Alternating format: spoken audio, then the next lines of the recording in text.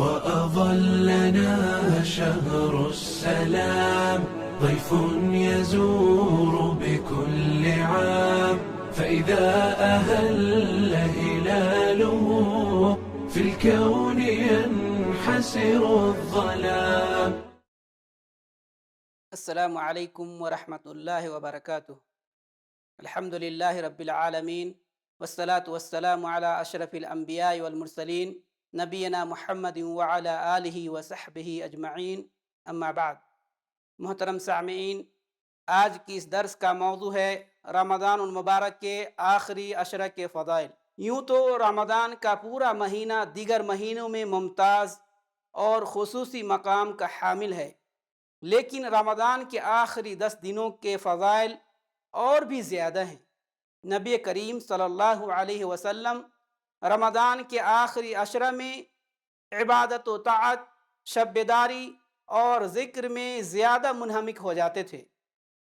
ام المومنین حضرت عائشہ رضی اللہ تعالی عنہ فرماتی ہیں، کان رسول اللہ صلی اللہ علیہ وسلم یجتہد فی العشر الاواخر ما لا یجتہد فی غیرہ، کہ نبی اکرم صلی اللہ علیہ وسلم آخری عشرہ میں اتنا مجاہدہ کرتے جتنا دوسرے دنوں میں نہیں کیا کرتے تھے.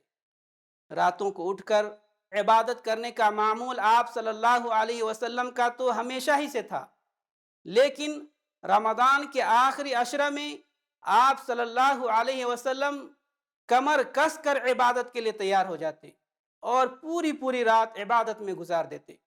حضرت عائشہ رضی اللہ تعالیٰ عنہ بیان فرماتی ہیں، کان النبی صلی اللہ علیہ وسلم اذا دخل العشر شد میزرہ واحیا لیلہ وایقظ اہلہ، کہ جب آخری عشرہ شروع ہو جاتا تو نبی کریم صلی اللہ علیہ وسلم رات بھر بیدار رہتے اور اپنی کمر کس لیتے اور اپنے گھر والوں کو بھی جگاتے تھے. رمضان المبارک کے آخری عشرہ کی ایک اہم خصوصیت اعتکاف ہے. آپ صلی اللہ علیہ وسلم کا معمول تھا کہ رمضان المبارک کے آخری عشرہ میں اعتکاف فرماتے تھے. حضرت عائشہ رضی اللہ تعالیٰ عنہ بیان فرماتی ہیں، کان النبی صلی اللہ علیہ وسلم یعتکف العشر الاواخر من رمضان حتی توفی اللہ عز وجل ثم اعتکف ازواجہ من بعدہ، کہ نبی کریم صلی اللہ علیہ وسلم رمضان کے آخری عشرے کا اعتکاف کرتے رہے حتیٰ کہ اللہ تعالی نے آپ صلی اللہ علیہ وسلم کو اپنے پاس بلا لیا. پھر آپ صلی اللہ علیہ وسلم کے بعد آپ کی ازواج مطہرات نے بھی اعتکاف کیا.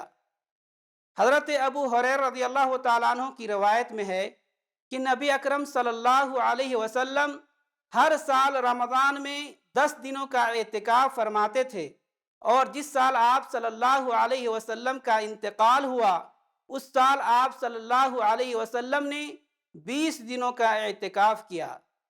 رمضان مبارک کے آخری عشرہ کی سب سے اہم خصوصیت اور فضیلت یہ ہے کہ اس میں ایک ایسی رات پائی جاتی ہے جو 1000 مہینوں سے بھی افضل اور بہتر ہے، اور اسی رات کو قرآن مجید جیسا انمول تحفہ دنیا انسانیت کو ملا. اللہ سبحانہ وتعالی نے فرمایا، انا انزلناہ فی لیلۃ القدر، ہم نے قرآن کریم کو شب قدر میں نازل کیا. ایک دوسری آیت میں اس کو مبارک رات کہا گیا. ارشاد فرمایا، انا انزلناہ فی لیلۃ مبارکہ، ہم نے اسے ایک مبارک رات میں نازل کیا ہے. چنانچہ شب قدر میں اللہ تعالی نے قرآن مجید کو یکبارگی لوح محفوظ سے آسمان دنیا پر نازل فرمایا، اور پھر اس کے بعد نبوت کی 23 سالہ مدت میں حسب ضرورت نبی کریم صلی اللہ علیہ وسلم پر نازل ہوتا رہا. انہی آیات سے یہ بھی معلوم ہوتا ہے کہ اس رات کو ملائکہ نزول کرتے ہیں، اور اللہ تعالی سال بھر کے تقدیر کے فیصلے فرشتوں کے حوالے فرما دیتے ہیں تاکہ وہ اپنے اپنے وقت پر ان کی تکمیل کرتے رہیں. اس رات میں فرشتوں کا نزول بھی رحمت و برکت کا سبب ہوتا ہے، جیسا کہ اللہ کے رسول صلی اللہ علیہ وسلم کا ارشاد ہے، من قام لیلۃ القدر ایمانا واحتسابا غفر له ما تقدم من ذنبہ، جس شخص نے شب قدر کو ایمان اور اجر و ثواب کی نیت سے عبادت کرے اس کے سارے پچھلے گناہ معاف کر دیے جاتے ہیں. محترم سامعین، مسلمانوں کو ترغیب و تاکید ہے کہ وہ اس رات کو اللہ تعالیٰ کی عبادت کریں، رات کو دعا، عبادت اور ذکر و تلاوت میں گزاریں۔ نبی اکرم صلی اللہ علیہ وسلم کی ذات گرامی سید المرسلین اور محبوب رب العالمین تھی، وہ اللہ کے نزدیک مقبول اور بخشے بخشائے تھے، لیکن پھر بھی اللہ کی رضا کی تلاش میں آپ صلی اللہ علیہ وسلم اتنی جد و جہد فرماتے تھے۔ آپ صلی اللہ علیہ وسلم کی ذات گرامی ہمارے لیے اسوہ اور نمونہ ہے۔ اللہ تعالیٰ کی رحمت و مغفرت کے ہم بہت زیادہ محتاج ہیں، لہٰذا ہمیں اس رات کی تلاش و جستجو کرنی چاہیے اور آخری عشرہ کی راتوں کو ذکر و عبادت میں گزارنا چاہیے، کیونکہ یہ پورے سال کی راتوں میں بہترین راتیں ہیں، اور اپنے قیمتی اوقات اور خیر کے مواقع کو لہو و لعب اور بیکار کے کاموں میں ضائع نہیں کرنا چاہیے۔ اللہ رب العالمین سے دعا ہے کہ اللہ رب العالمین ہمیں رمضان مبارک کے آخری عشرے میں خوب زیادہ عبادت کی توفیق عطا فرما، آمین۔ وصلی اللہ علی نبینا محمد وعلی آلہ وصحبہ اجمعین۔